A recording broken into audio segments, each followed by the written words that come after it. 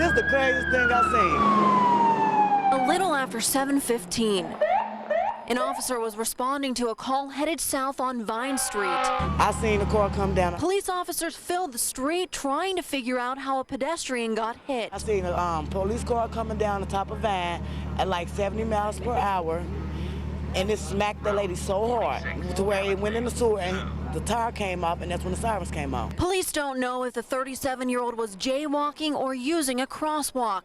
Dashcam video on the cruiser will later determine that. The lady went up and came all the way down. Her head is literally split from like here to here. Police say the woman flew about 40 feet in the air. That's just something you don't really want to see, like, you know. That was tough to see. The officer swerved and hit a fire hydrant. I just know they kept him in the car until the ambulance came. He didn't try to get out the car or anything. I'm hoping she's okay, because she took a hard hit. A typical Tuesday night at Zazu Grill and Pub in Covington. You're good. I meet with some friends for a few after work drinks. You have to have good employees taking care of your guests. Hey, Greg. Steve Locke is reflecting after nearby Shaynora closed its doors for good on Sunday after 20 years in business. It's been one of the staples in the neighborhood for as long as I've been coming around this area, for better 15 years. Locke has had his business up and running Since June of 2003. I mean, I definitely see with the banks, up and running that it stole a lot of business from the Kentucky side of the river. I think cooperation is a really big thing. This is a season based on the economy and some of the growth that's happened on Cincinnati's riverfront. You either adapt or you don't survive, and that's potentially the case here.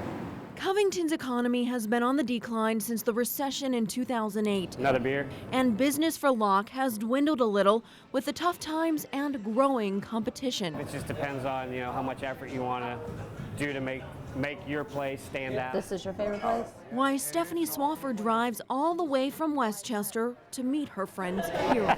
This Main Shaw's Covington community has, a lot to offer.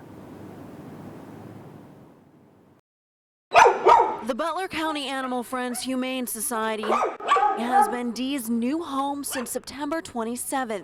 And boy, has she improved since she's been here. Around 25 pounds when she was rescued, now 37. She's well on her way to making a full recovery.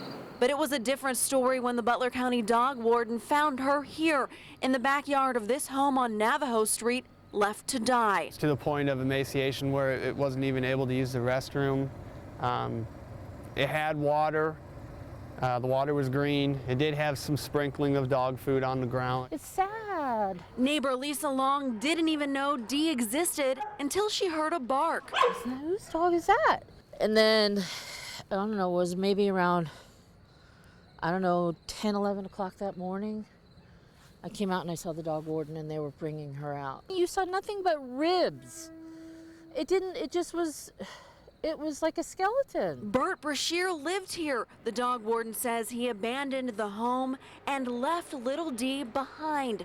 One of the worst cases Butler County has seen. Fecal matter in the dog pen where she was so old, it was moldy and crusted. So she had not recently went any time, which means that there was no food going in to come out. If I'd have known, I would have stepped up.